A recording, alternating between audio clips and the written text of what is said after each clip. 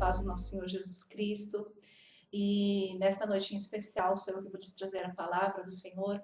Espero que você esteja bem no seu lar, que você possa estudar um pouquinho da palavra do Senhor junto comigo, acompanhar um pouco. E sou grata a Deus pela sua vida, pela sua família. O tema que eu quero trazer hoje para os irmãos, ele diz o poder do pecado versus o poder do evangelho. Por que esse tema? A gente está tendo mais tempo para refletir, para pensar a respeito de algumas coisas neste momento onde estamos em quarentena. Talvez alguns irmãos ainda estejam trabalhando, mas nós estamos parados no momento do CCA. Então eu tenho refletido bastante a respeito de várias pessoas queridas, de irmãos amados que um dia fizeram parte tanto da nossa igreja aqui, como do corpo de Cristo em geral, e hoje estão afastados de Deus, foram dominados novamente pelo poder do pecado, pelos seus desejos pecaminosos, pelas expectativas da carne. E hoje eu gostaria de falar um pouquinho com você sobre isso, para que nós possamos ficar alertas e entender que realmente o pecado ele tem um poder sim, mas que o poder do evangelho nos liberta de todo o poder que o pecado tem. E eu gostaria de que você abrisse comigo a sua Bíblia lá em Romanos 6, do versículo 6 até o 14, para nós estudarmos um pouquinho a respeito desse tema. Eu vou estar lendo com vocês esses versículos, e na minha Bíblia, que é a nova versão transformada, a tradução da minha Bíblia, está escrito assim: sabemos que a nossa velha natureza humana foi crucificada com Cristo para que o pecado não tivesse mais poder sobre a nossa vida e dele deixássemos de ser escravos. Pois quando morremos com Cristo, fomos libertos do poder do pecado. Então, uma vez que morremos com Cristo, cremos que também com ele viveremos. Temos certeza disso, pois Cristo foi ressuscitado dentre os mortos e não mais morrerá. A morte já não tem nenhum poder sobre ele. Quando ele morreu, foi de uma vez por todas para quebrar o poder do pecado. Mas agora que ele vive é para a glória de Deus. Da mesma forma, considerem-se mortos para o poder do pecado e vivos para Deus em Cristo Jesus. Não deixem que o pecado reine sobre o seu corpo, que está sujeito à morte, cedendo aos desejos pecaminosos. Não deixem que nenhuma parte do seu corpo se torne instrumento do mal para servir ao pecado. Mas, em vez disso, entreguem-se inteiramente a Deus, pois vocês estavam mortos e agora têm nova vida. Portanto, ofereçam o seu corpo como instrumento para fazer o que é certo para a glória de Deus. O pecado não é mais o seu senhor, pois vocês já vivem sob a lei. Vocês não vivem mais sobre a lei, desculpa, mas sob a graça de Deus. Realmente, nós não vivemos mais sobre a lei, mas sobre a graça de Deus. E nesse dia, eu queria estudar um pouquinho a respeito desse texto com você. Primeiro, no versículo 6 está escrito que nós fomos crucificados com Cristo para que o pecado não tivesse mais poder sobre a nossa vida. E aí eu fiquei pensando, e eu acho que os irmãos já devem saber, mas o que realmente significa a palavra pecado? Pecado, ele vem do vocábulo grego que se chama amartia. E no Antigo Testamento ele aparece 522 vezes e significa errar o alvo, perder o rumo ou fracassar. Se nós estamos em pecado, se nós estamos vivendo em pecado, nós estamos errando o alvo que Deus tem para nós. Se nós estamos vivendo em pecado, nós perdemos o rumo da nossa vida. Se nós estamos vivendo em pecado, nós estamos fracassando como seres humanos que Deus criou para sermos. Mas, de verdade, qual é o poder que o pecado tem? Eu trouxe esse tema, esse tópico específico, em 3 subtópicos. O primeiro poder que o pecado tem é de nos escravizar. A escravidão. Somos escravos. Quando não conhecemos a Jesus, nós somos escravos do pecado. Nós não temos como questionar. A única decisão que nós temos é de servir ao pecado. Nós não temos outra opção. Nós somos controlados pelo pecado. Ele domina sobre a nossa vida. Ele é o Senhor da nossa vida, assim como está escrito no versículo 14. E o segundo poder que o pecado tem, assim como mostra essa ilustração, é a separação. O homem, entre o homem e Deus, há o pecado. E o pecado é um grande abismo que nos separa de Deus. E nós não conseguimos transpor esse abismo, nós não conseguimos atravessar esse abismo sozinhos, porque o pecado está ali, nos separando, acabando, tirando a nossa comunhão com Deus, que deveria ser desde o princípio. Foi assim que Deus nos criou para ser, para ter comunhão com Ele. Então, o pecado, ele faz separação entre o homem e Deus. E isso aconteceu logo lá no início da criação, quando Deus criou Adão e Eva e deu a eles uma única ordem, uma única árvore que eles não poderiam comer do seu fruto. E quando o inimigo ele veio tentar Eva, ele falou para ela que não, que Deus na verdade não queria que eles conhecessem a diferença entre o bem e o mal, e que se eles tivessem esse conhecimento, eles seriam como Deus. E aí o homem pecou, desobedecendo a Deus, e naquele momento se formou esse abismo, essa separação entre o homem e Deus. Lá em Isaías 59:2, está escrito o seguinte, que são as nossas maldades, os nossos pecados que fazem separação entre nós e Deus. Foram as suas maldades que o separaram de Deus. Por causa dos seus pecados, ele se afastou e já não os ouvirá. É o nosso pecado, aquele com o qual nós nascemos, que nos separa do nosso Deus. O pecado, ele vai contra tudo aquilo que Deus é. Ele fere a personalidade de Deus e os atributos de Deus. E um desses atributos de Deus é a santidade. Ou seja, Deus é santo. Ele não pode compactuar com a iniquidade, com o pecado, com as coisas erradas. E em Romanos 3:23 diz que todos nós pecamos. Todos, sem exceção. Se alguém diz que não tem pecado, é mentiroso, a Bíblia fala. Todos nós pecamos e estamos longe de Deus, estamos destituídos da graça de Deus, estamos afastados da graça de Deus. Todos aqueles que cometem pecado e vivem na prática da iniquidade, da maldade, serão separados pelo próprio Deus para longe da sua presença. Por quê? Porque Deus não pode compactuar com o pecado. Porque Deus não pode andar lado a lado com a iniquidade. E isso é algo triste para o ser humano, porque o ser humano foi criado por Deus para ter comunhão com Ele. E aí, quando o pecado entra no mundo, ele ganha esse poder de nos separar, de nos afastar daquilo que nós mais almejamos, que é estar junto ao nosso Criador, que é ter comunhão com o nosso Pai, com o nosso Criador. E aí, essa separação, nós não conseguimos quebrar, nós não conseguimos atravessar esse abismo que nos separa. Somente Jesus Cristo pode fazer essa ponte. O terceiro ponto que o pecado, do poder do pecado, é a morte. Mas não somente a morte física. Existem dois tipos de morte, que é a morte física e a morte eterna. A morte física, ela é a separação entre a alma e o corpo.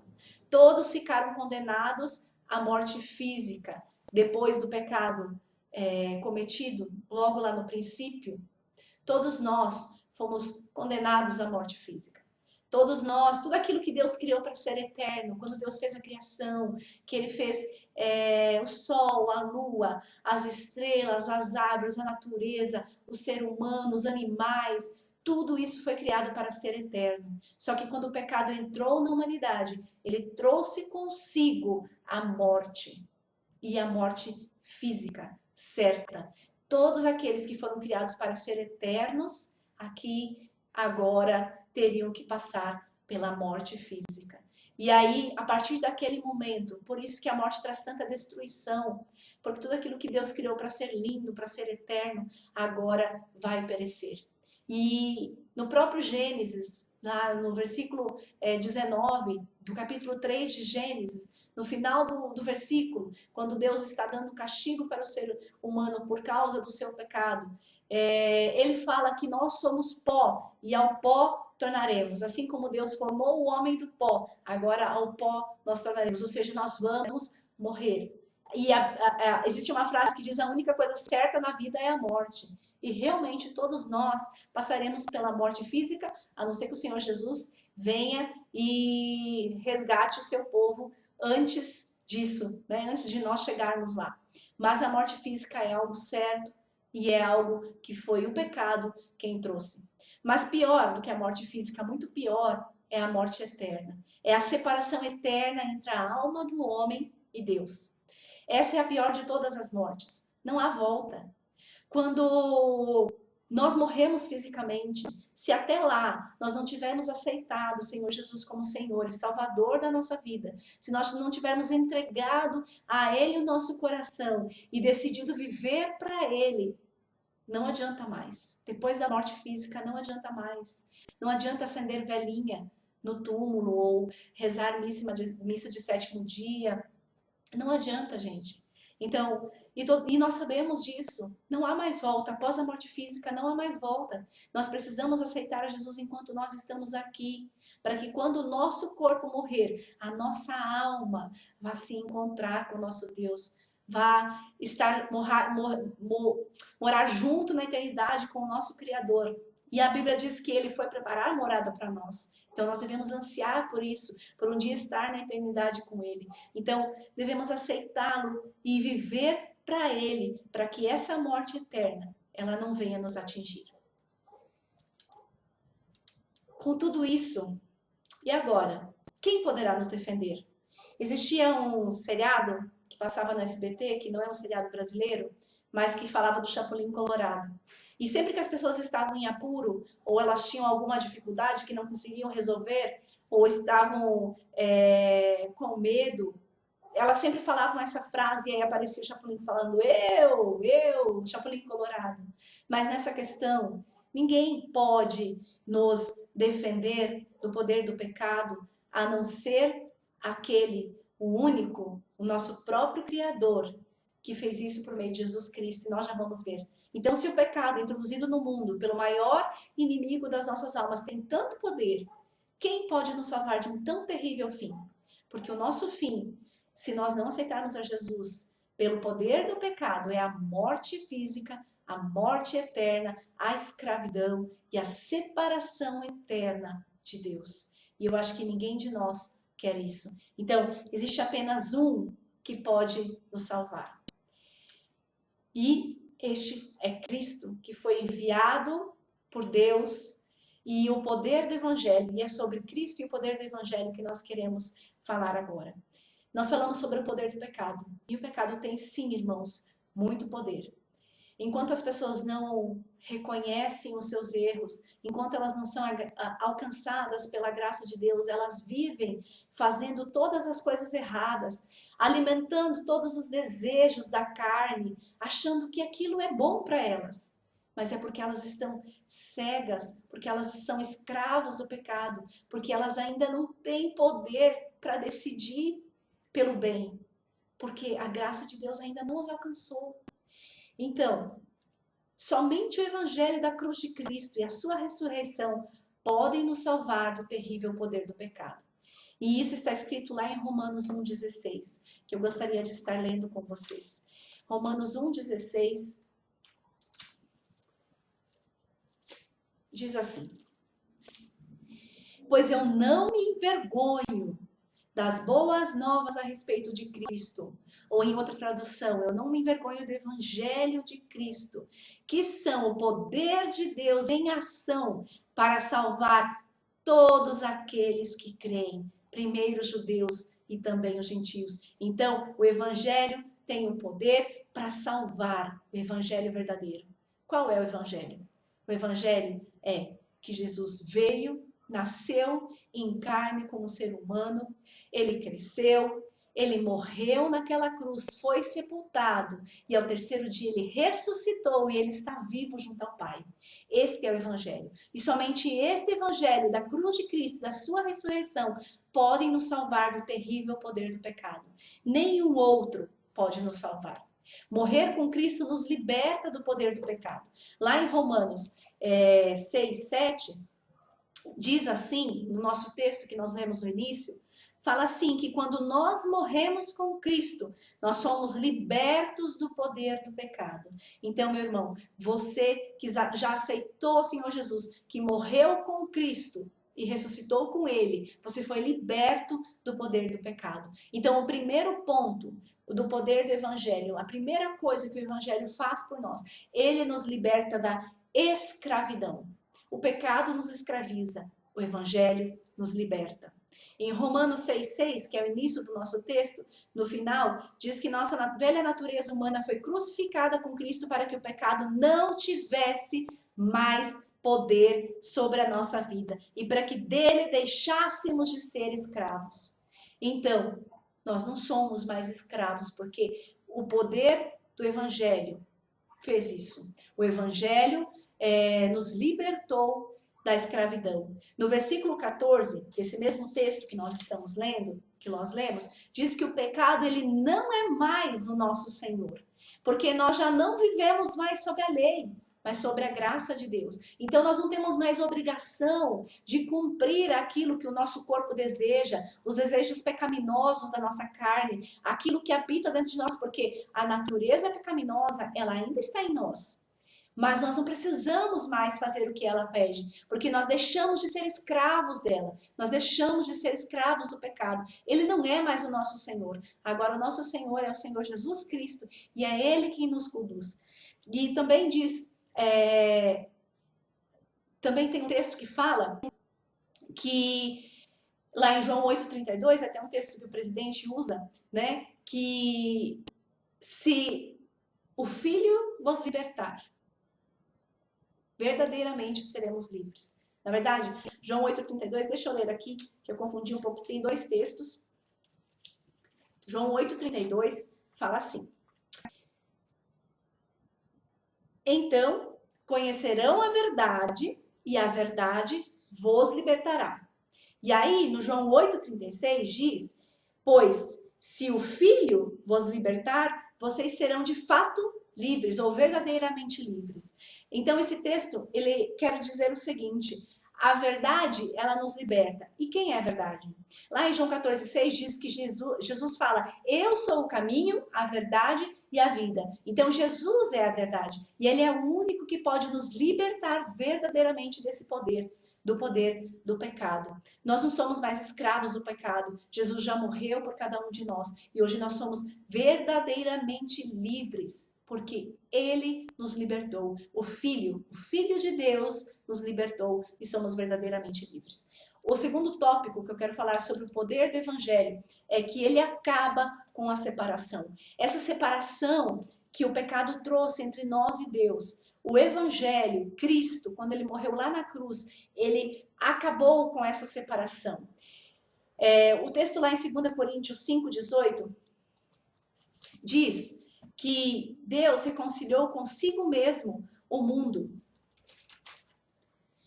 Está escrito assim: e tudo isso vem de Deus, aquele que nos trouxe de volta para si por meio de Cristo e nos encarregou de reconciliar outros com Ele.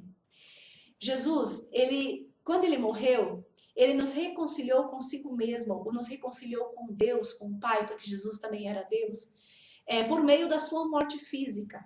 E Colossenses 1:22 fala mais ou menos a mesma coisa. Diz lá, Colossenses 1:22. Agora, porém, ele nos reconciliou consigo por meio da morte do Filho no corpo físico. Como resultado, ou como consequência dessa morte de Jesus, vocês podem se apresentar diante dele santos, sem culpa e livres de qualquer acusação. Olha que coisa linda. Antes, com o pecado, com o poder do pecado sobre a nossa vida, nós estávamos longe, havia um abismo entre nós e Deus, nós estávamos separados de Deus, mas agora com a morte de Jesus, ele nos reconciliou consigo mesmo. E o mais lindo, depois disso, nós podemos nos apresentar diante de Deus, santos, livres de culpa, ou seja, inculpáveis e livres de qualquer acusação. O diabo não tem mais como nos acusar. Nós somos livres, somos libertos e agora ele nos reconciliou. Essa separação que havia entre nós e Deus não existe mais. Jesus nos reconciliou consigo mesmo. Deus nos reconciliou consigo mesmo por meio da morte de Jesus. E tem um outro texto que eu acho particularmente muito lindo. Toda vez que eu lembro da morte de Jesus, quando Jesus morreu. Esse texto está lá em Mateus 27, versículo 51. E ele acontece na morte de Jesus. Quando Jesus morreu e entregou o seu corpo, o seu espírito para Deus, né? No versículo 50 fala, então Jesus clamou em alta voz novamente e entregou o seu espírito. Naquele momento aconteceu algo muito legal. Naquele momento, a cortina do santuário do templo se rasgou em duas partes, de cima até embaixo. A terra estremeceu e as rochas se partiram. Olha que lindo. Sabe o que era o véu do templo? O véu separava o santo dos santos, ou seja, o lugar onde a presença de Deus estava, onde estava a arca da aliança, que demonstrava a presença de Deus. Somente o sumo sacerdote podia entrar naquela parte do templo. As pessoas comuns não poderiam entrar ali. Eu e você não poderíamos entrar ali se nós vivêssemos naquela época. Somente o sumo sacerdote. E aí, quando Jesus morreu, naquele momento, aquele véu fazia a separação entre as pessoas e Deus, né? No templo, uma figura. E naquele momento o véu se rasga, ou seja, aquela separação não existe mais. Agora nós temos livre acesso a Deus. Isso é tão maravilhoso, irmãos, porque nós não precisamos mais de intermediário. Jesus, ele é o único intermediário que nós temos entre nós e Deus. E é ele quem conversa com Deus a nosso respeito. Mas nós não precisamos de nenhuma outra pessoa que entre lá no Santo dos Santos para falar com Deus a nosso respeito. Nós podemos chegar livremente até ele. Isso é maravilhoso. Isso mostra realmente que Deus, ele acabou com essa separação. Não há mais separação entre nós e Deus. Mas isso se nós realmente aceitarmos esse Jesus que morreu por nós, para nos libertar da escravidão do pecado, para acabar com a nossa separação, e agora nós podemos ter novamente comunhão com Deus, assim como Deus nos criou para sermos, para estarmos em comunhão com Ele. E isso é maravilhoso. E o terceiro ponto que eu queria trazer é que o poder do Evangelho, ele vence a morte. Jesus Cristo, ele venceu a morte física. Assim como eu falei de duas mortes, existem duas mortes, a morte física e a morte eterna. E Jesus, quando ele ressuscita, ele vence a morte física. E um dia nós a venceremos também. Lá nesse texto que nós começamos a ler em Romanos 6, nos versículos 8 e 9, diz o seguinte: então, uma vez que nós morremos com Cristo, cremos que também com ele viveremos. Temos certeza disso, pois Cristo foi ressuscitado dos mortos e não mais morrerá. A morte já não tem nenhum poder sobre ele. E assim também a morte já não tem nenhum poder sobre nós. Lá em João 11, 25, Jesus diz que ele é a ressurreição e a vida. E aquele que crer nele, ainda que morra, viverá. Talvez nós vamos morrer fisicamente, mas nós vamos vencer a morte assim como Jesus. Sabe por quê? Porque nós temos a vida eterna. Porque nós não vamos mais ter a morte eterna. Jesus venceu a morte, tanto a física quanto a morte eterna. E nós também venceremos e teremos essa vida eterna. Jesus venceu a morte eterna, nos dando vida e vida em abundância. Essa vida eterna, ela está escrita lá em João 5, versículos 11 e 12. 1 João 5, versículo 11 e 12. E diz assim: e este é o testemunho. Deus nos deu vida eterna e essa vida está em seu Filho, Jesus Cristo. Quem tem o Filho tem a vida. Quem não tem o Filho de Deus não tem a vida. Ou seja, aquele que não tem o Filho, aquele que não tem Jesus Cristo, ele ainda está na morte eterna. Ele ainda vai morrer eternamente, ele não vai ter uma vida eterna. E João 3,15, que é um texto bastante conhecido, que vem um pouquinho antes daquele versículo que todo mundo conhece, né? Diz assim, João 3,15, para que todo aquele que nele crer em quem? Crer em Jesus Cristo, tenha a vida eterna, porque foi para isso que Deus mandou o seu Filho. Então, olha que lindo. Nós estávamos separados de Deus, nós éramos escravos do pecado e nós tínhamos a morte física e eterna como certa. Porém, Deus, através do seu Filho Jesus Cristo, o poder do Evangelho, ele acabou com a separação que tinha entre nós e ele. Ele nos libertou da escravidão do pecado e ele venceu a morte. Jesus venceu a morte física e a morte eterna. E nós também venceremos a morte física, sabe por quê? Porque um dia nós ressuscitaremos. Isso é promessa de Deus, está aqui, ó, na sua palavra. Está aqui na sua palavra. É promessa de Deus, um dia nós ressuscitaremos também. E então nós somos perfeitos agora, nós aceitamos a Jesus, nós somos perfeitos. Uma vez libertos do poder do pecado, nós nunca mais iremos pecar. Será que é assim, irmãos? Nós temos muita dificuldade como seres humanos. Sabe por quê? Jesus venceu por nós. Nós aceitamos Jesus. Nós hoje somos libertos do poder do pecado. Mas será que a gente nunca mais vai pecar? Seria tão bom se fosse assim. Já imaginou como seria o mundo sem pecado? Já imaginou como seria o seu relacionamento com as pessoas sem pecado? Com o seu marido, com os seus filhos, com a sua esposa, com os seus amigos, no seu trabalho? Já pensou como seria? Seria um céu aqui na terra. Não haveria brigas, não haveria discussões, não haveria inveja, não haveria egoísmo, não haveria nada disso. Mas não é assim aqui. Nós ainda não vencemos isso, nós ainda não alcançamos a eternidade. Com certeza, a nossa carne militará contra o nosso espírito o tempo todo. A velha natureza, a natureza pecaminosa dentro de nós, ela ainda está aqui. Nós não somos mais dominados por ela, mas ela ainda está aqui. Então nós precisamos alimentar o espírito. A Bíblia fala que nós precisamos alimentar o espírito, porque se nós não alimentarmos o espírito, a nossa carne é fraca e nós vamos pecar. E muitas vezes nós vamos sentir o desejo de fazer aquilo que é errado, de voltar a pecar. Mas agora, diferente de antes, de quando o pecado te dominava, de quando você é escravo do pecado, agora o pecado não te domina mais. Agora você tem uma opção. Agora você tem escolha.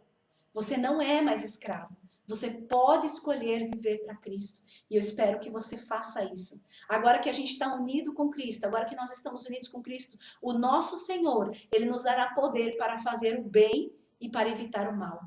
Lá em Romanos 7, 24, eu gostaria de pedir que vocês estejam acompanhando esse texto junto comigo. Romanos 7, 24,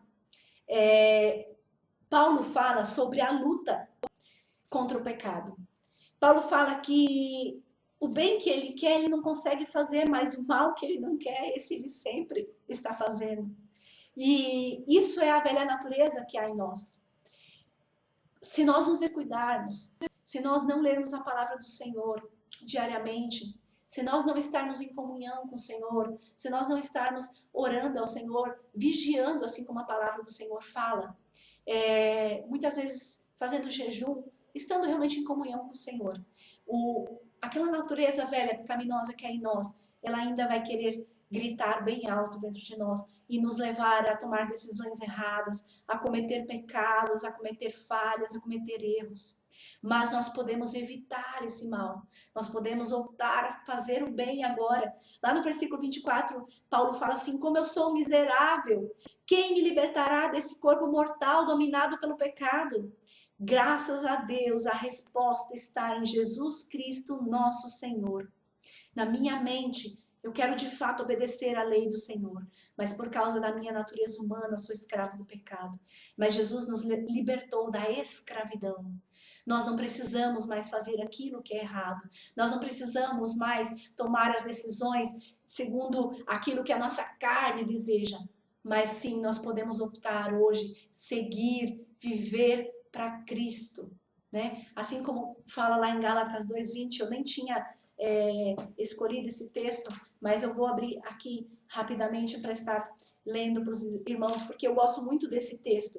Gálatas 2:20 fala assim, que eu fui crucificado com Cristo, agora já não sou eu mais quem vive, mas Cristo vive em mim. Portanto, vivo nesse corpo terreno pela fé no Filho de Deus, que me amou e se entregou por mim. E se você não vive mais, se Cristo vive em você, você vai vencer os desejos da carne que ainda habitam ali. Porque o Espírito Santo também habita ali. E o Espírito Santo nos conduz a tomar as decisões corretas. Ele nos livra, né? Livra dos nossos desejos, livra das nossas... da nossa vontade de fazer aquilo que é errado. Ele nos conduz pelo caminho eterno, que é o caminho do nosso Senhor Jesus Cristo. Então, meus irmãos, esta é a palavra que eu queria trazer para você hoje. Se firme na palavra do Senhor. Confie em Deus. Se você já foi liberto do poder do pecado, confie no Senhor Jesus. Se alimente da sua palavra. Busque ao Senhor diariamente e Ele vai ajudá-lo a vencer todas essas tentações que a carne, que aquela natureza pecaminosa que ainda há em nós, que ela muitas vezes quer nos levar e quer nos afastar da presença de Deus. E quando nós não vigiamos, quando nós não estamos em comunhão constante com Deus, muitas vezes nós podemos nos afastar da presença dele novamente. Nós podemos ser enredados novamente pelo pecado. Mas não porque Cristo não nos libertou, porque nós não vigiamos e não estamos buscando aquilo que vem lá do alto, buscando a presença do Senhor Jesus. Então, meu amado irmão, minha amada irmã, que você possa ser abençoado por esta palavra. Se você conhece alguém que ainda está enredado, que ainda está escravo do pecado, ore por essa pessoa para que ela seja liberta em nome de Jesus. Somente Jesus, verdadeiramente, pode libertar da escravidão do pecado. Somente Jesus, verdadeiramente, pode nos libertar da morte, que é certa, a morte eterna, quando nós estamos longe de Deus. E pode também nos reconciliar com Ele mesmo, acabando com essa separação entre nós e Deus, com esse abismo que existia entre nós e Deus antes de conhecermos a Jesus. E Deus pode fazer isso por essa pessoa por quem você está orando. Continue orando, crendo no Senhor Jesus. E, por último, escolha Cristo. Escolha sempre Cristo na sua vida. O pecado, ele tem poder, mas Cristo e o Evangelho, esse Evangelho, tem muito mais poder que o pecado. O Senhor Jesus abençoe a sua vida, a sua família. E agora eu gostaria de estar fazendo uma oração para nós estarmos encerrando esse estudo. Deus abençoe a todos. Querido amado Deus, nós queremos te agradecer imensamente por essa dádiva tão grande, Senhor Jesus, que é a sua morte na cruz para nos libertar dos nossos pecados, para nos libertar, Senhor Jesus, da escravidão do pecado, para nos reconciliar contigo, Deus, para nos reconciliar com Deus e acabar com esse abismo que existia entre nós e Deus. E também para nos livrar da morte eterna, para nos dar vida, vida com abundância, vida com o Senhor. Pai, nós te louvamos, Senhor Jesus, porque o Senhor um dia nos alcançou por meio da sua graça e hoje podemos estar atentos à sua voz que nos conduz em meio a um mundo tão turbulento, Deus. Abençoa, Deus amado, as nossas vidas, abençoa os nossos amados que ainda estão longe da tua presença, pelos quais oramos, Senhor Jesus. Traga salvação, Senhor, a essas pessoas, a alma dessas pessoas, porque nós queremos que elas sejam alcançadas pela mesma graça com que fomos alcançados, Deus. Tenha misericórdia e ajuda-nos também a ser propagadores desse teu evangelho, a ser disseminadores desse teu evangelho, das boas novas que podem salvar a humanidade, Deus. Nesse momento difícil, nesses momentos difíceis que nós estamos vivendo, abençoe os meus irmãos que estão em casa, abençoe os nossos idosos da igreja, os nossos jovens, nossos adultos, nossas crianças. todas as faixas etárias da nossa igreja, que o Senhor esteja abençoando a cada um de maneira especial e que o Senhor possa confortar os corações neste momento, dando paz, a paz que vem do alto, a paz verdadeira que somente o Senhor pode dar. Nós te louvamos e te agradecemos e entregamos cada membro querido desta igreja nas tuas mãos, em nome de Jesus. Amém. Amém, irmãos. Que você se sinta agraciado por Deus e mais uma vez escolha Cristo, que é Ele que pode nos libertar do poder do pecado. Deus abençoe.